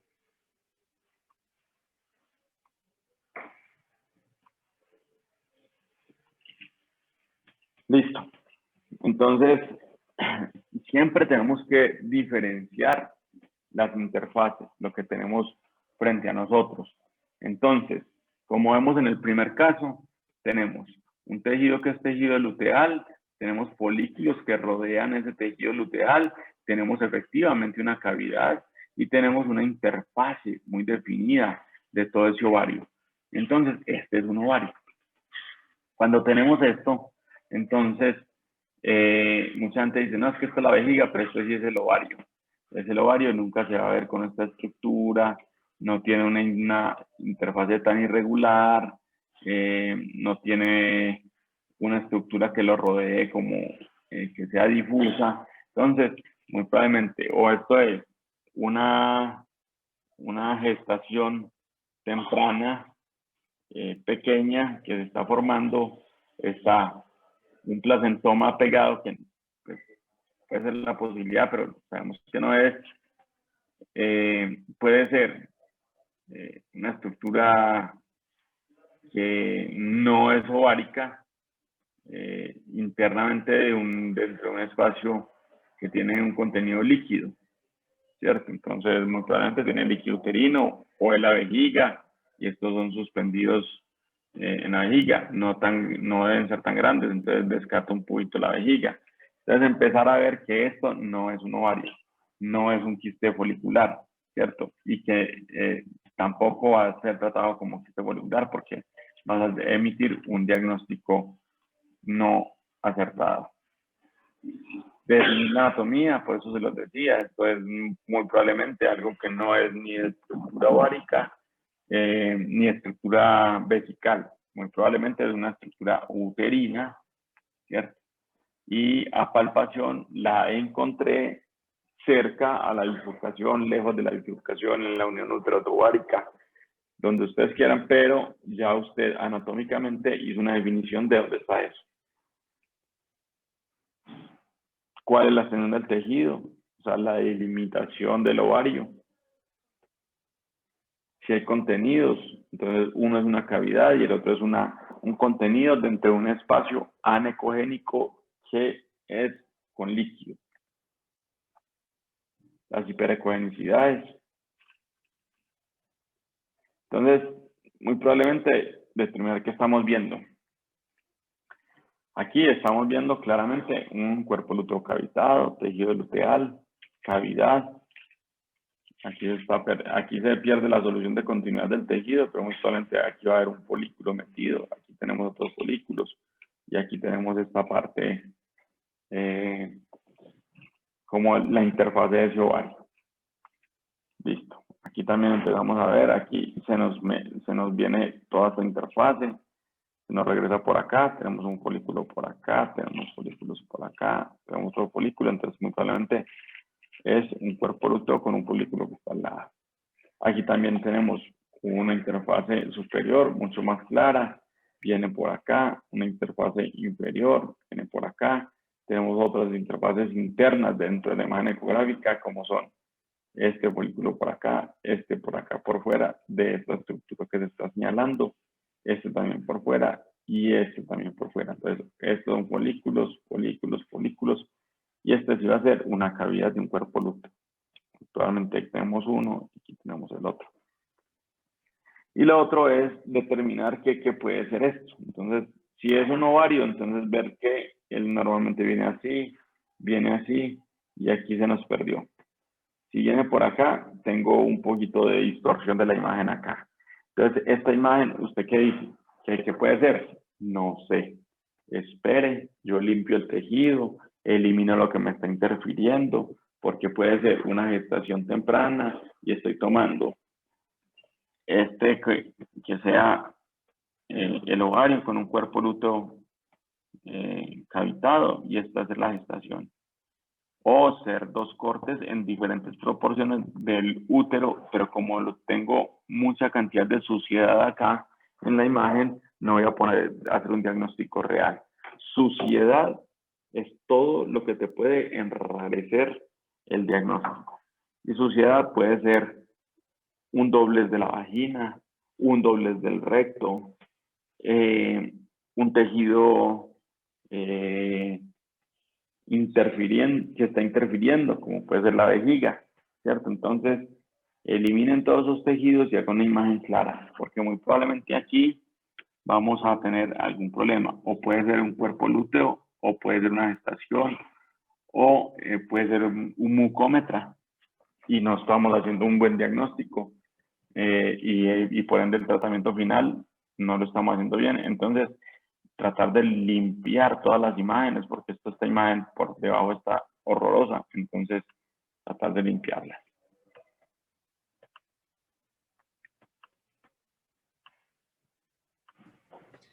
Doctor, qué pena, yo tengo una duda. Dime. Con la imagen anterior, pues ese cuerpo lúteo cavitario que decías que pues, no sabíamos si era pues, de pronto una preñez, un folículo, que, pues, a ver, yo tengo en mi cabeza, pues, las imágenes en equinos, o sea, soy más bien nueva como en bovinos, pero no sé si es que el cuerno uterino, la ecogenicidad cambia mucho con respecto al ovario, pues como para yo confundir eso con una preñez o un folículo, un cuerpo Sí, cavitario. bueno, en cuanto a los ovarios, sí, porque aquí tenés un ovario móvil Ajá. que se te puede superponer sobre el útero. Vos tenés que definir el uno del otro, ¿cierto? Por lo que te digo yo aquí, si definís bien esto, esta es toma de un libro, ellos saben ahí qué es, pero cuando yo lo extraigo, para mí no es tan claro, ¿cierto? Yo sé qué es, pero en la imagen se te puede confundir. Entonces, yo puedo decir, porque cuando en preñeces de 28 días en bovinos, vos empezás a ver esto que digo yo que son como monedas anecogénicas, las ves bien definidas, las ves muy ecogénicas, ¿cierto? Pero a veces, por la rapidez y por la premura, la gente hace un diagnóstico rápido porque tiene que palpar 100 receptoras que se transfirieron. Entonces dice, sí, preñada, y no hace la estructuración de otras cosas. En equinos a veces encontramos las refracciones espiculares para determinar entonces la positividad de la gestación, que no sea una piscina, que no sea acumulación de líquidos, etcétera, a nivel endometrial. En batas no tenemos edemas, digamos, a nivel de útero, y lo más importante es, en yeguas tenemos estructuras fijas. Entonces vos haces un diagnóstico en el cual salís de un ovario, descendés, haces una ecografía, digamos, direccionada sobre la anatomía fija, y pasas al otro ovario, haces todo un recorrido del tracto uterino. Aquí, como tenemos, digamos, una laxitud mayor a nivel del ligamento ancho del útero, a veces se te pueden superponer los tejidos. Incluso puedes encontrar que el útero puede estar dorsal y vos estás con el útero puesto encima de la mano y estás haciendo, no encuentro el útero, no encuentro el útero, y como él está suelto encima, pues más móvil encima, no alcanzas a diferenciar. Entonces, en personas inexpertas, esta ecografía puede confundirse con una gestación iniciando de 28 días, 30 días, o una gestación con un cuerpo lúteo pegado que es cavitado, ¿cierto? O un mucómetra con un ovario que tiene un quiste que está empezando. Entonces, lo puse digamos que se extrajo porque puede presentarse para malas interpretaciones. Pero las diferencias en las interfaces son claramente definidas y todos los tejidos son claramente definidos. Pero a veces no hacemos bien los diagnósticos. Por ejemplo, mucha gente cuando está haciendo conteo de la población folicular, y pasa muy a menudo. Entonces, la gente lo hace con una sonda transvaginal, y los depósitos de grasa o la manipulación o traer las vacas corriendo al corral hace que a nivel del espacio pélvico se formen como unos espacios de aire. Entonces uno pasa la sonda y a veces la gente hace una evaluación rápida y ve todos los puntos anecogénicos de aire y los interpreta como folículos y dice, uy, está llena de folículos, uy, está llena de folículos, y mentira, que es un artefacto del movimiento del útero cuando la vaca estuvo corriendo, cuando la manipularon, pues, todas las cosas. Y digamos que lo más importante con esto es llamar la atención para que no hagamos un diagnóstico apresurado, sino que nos detengamos un poquito más a hacer el diagnóstico acertado. de esa estructura, sea gestación o no. Y es importante tenerlo, por ejemplo, a veces que nosotros permitimos que estas reverberancias ecográficas aparezcan, ¿cierto? Entonces son puntos que aparecen allí como artefactos que te van a eliminar la posibilidad de hacer diagnósticos acá. Entonces, ¿por qué? Porque muy probablemente aquí vas a tener un folículo o no vas a tener un folículo. Ya, acá, acá o acá. Entonces se ven como espacios anecogénicos, pero vos no ves interfaces, no ves nada. Simplemente por ese ruido acústico que tenés ahí. Y a veces vas a encontrar espacios en el gel o espacios pues, en la imagen ecográfica por superposición del tejido y encontrar espacios de reflejo, ¿cierto? Entonces, este folículo se me refleja al otro y se me forma aquí un folículo encima por una mala interpretación ecográfica, por una separación del tejido, por una mala manipulación del tejido y tenés una mala interpretación. Entonces, con los ruidos y con los artefactos, digamos, hay que tener mucho cuidado. Gracias. Ok, con estas también hay que tener en cuenta, esta normalmente la ecografía que hacemos nosotros, mira que esta es una ecografía ya, una ecografía transvaginal con una sonda microconvexa que te da mayor resolución. Eso lo vas a ver en bovinos muy a menudo. Una sonda lineal te da muy poca resolución porque la dispersión en la imagen reflejada es muy alta con respecto a una microconvexa.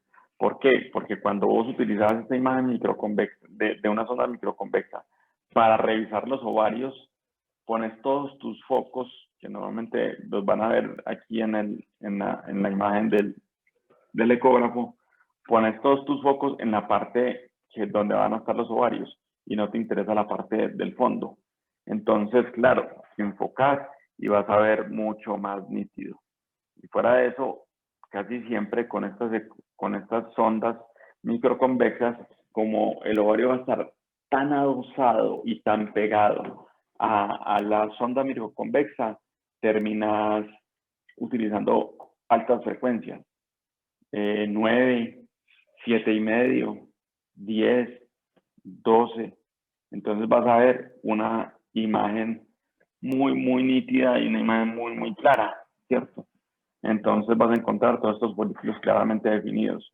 Van a haber folículos como estos, ¿cierto?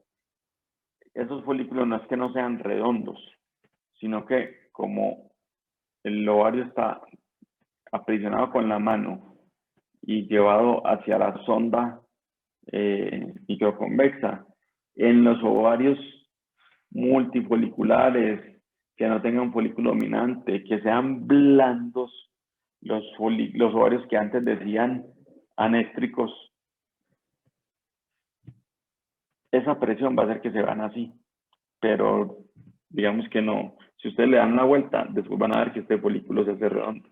Simplemente es por algún efecto de la presión del dedo que viene aquí debajo de la presión del dedo sobre los folículos, pero no va a tener ningún problema. Entonces, esto es lo que utilizamos como ayuda diagnóstica para hacer una previsión de población folicular, ¿cierto? Entonces uno empieza a contar ahí 1, 2, 3, 4, 5, 6, 7, 8, 9, 10, 11, 12, 13, 14, 15, 16, 17, 18, 19, posiblemente 20 en un ovario, y 1, 2, 3, 4, 5, 6, 7, 8, 9, 10, 11, 12, 13 en el otro ovario. Y tenemos interfaces bien diferenciadas. Entonces uno dice, esta acaba de dar 30 ositos, o tiene 30 folículos, que recuperamos el 80. Entonces, realmente va a dar 24 ositos, 25. Esa es una ayuda diagnóstica importante. Y esto es lo que hacemos ya cuando estamos aspirando, ¿cierto? Entonces, se observan todos los folículos en diferentes caras. Normalmente cuando ustedes ven este ovario así, ustedes dicen, ese ovario es de una vaca índica, porque las vacas Bos indicus tienen una población folicular derivada de una dinámica folicular mejor, alta, ¿cierto? Entonces vamos a tener estos ovarios así bastante pobladitos. Hoy, por ejemplo, aspiramos 10 vacas y salieron 316 óvulos, un promedio viables de 31 ositos por vaca. Y salieron 358 totales, 3.6 casi, no, perdón, 36 casi ositos por donante. Y eran índicas. El día miércoles aspiramos 8 vacas Holstein. Y de 8 vacas Holstein obtuvimos 126 ósitos viables de 8 vacas, casi la mitad, casi el mismo número de vacas. Entonces esto es más o menos lo que vamos a hacer de ecografía a nivel de ovarios en vacas para aspiración folicular. Esto es muy común. Los quistes foliculares. Tú que trabajas con yeguas, pues esto es un folículo preovulatorio, si no es que ya está casi que ovulado en una yegua, 45 milímetros de diámetro. Esto en una vaca no es común, es ya patológico, entonces debe ser eliminado. Normalmente la vía más utilizada para eliminar esos quistes foliculares es la vía farmacológica, pero actualmente a muchas donantes se utiliza punción folicular y inducir luteólisis con el mismo producto farmacológico que utilizaríamos normalmente, que es GnRH para liberación de LH y formación de tejido luteal. Entonces esto es muy común. Vamos a ver en algunas vacas una pared muy delgada, fluctuante, que normalmente la mayoría de los veterinarios utilizaban era extirpación manual. Con la extirpación manual lo que hacemos es aumentar el posible riesgo de adherencia ovárica. Normalmente la vaca no detiene su capacidad o su mala información de acumular líquido, porque ella simplemente sigue acumulando líquido derivado de la cantidad de estrógenos presentes en ese folículo que después se convirtió en quiste y el engrosamiento de una delgada pared. Digo engrosamiento es porque se hace dura, pero es una pared delgada. El quiste es considerado quiste en bovinos cuando supera los 21 milímetros. Los 21 milímetros y casi siempre está acompañado de algunos amigos.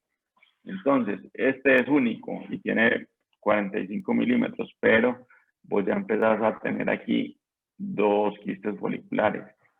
Y esto crea una cosa o predispone a una situación en bovinos que es el mucómetra. Él empieza a acumular líquido acá y el útero de per se también empieza a producir mayor cantidad de líquidos. Y como es un cervix que está cerrado, con mayor producción de líquidos, vas a tener un mucómetro. Normalmente se pueden encontrar así trabeculados, sin ser tumorales, ¿cierto? Simplemente es fibrina que está allí a nivel del líquido que se está acumulando. Esto es lo que les contaba, los tratamientos superovulatorios. Entonces, esto es al inicio de la aplicación de la FSH. Vamos a ver las estructuras foliculares presentes. 2 días después de empezar a aplicar FSH, ya empezamos a ver estos folículos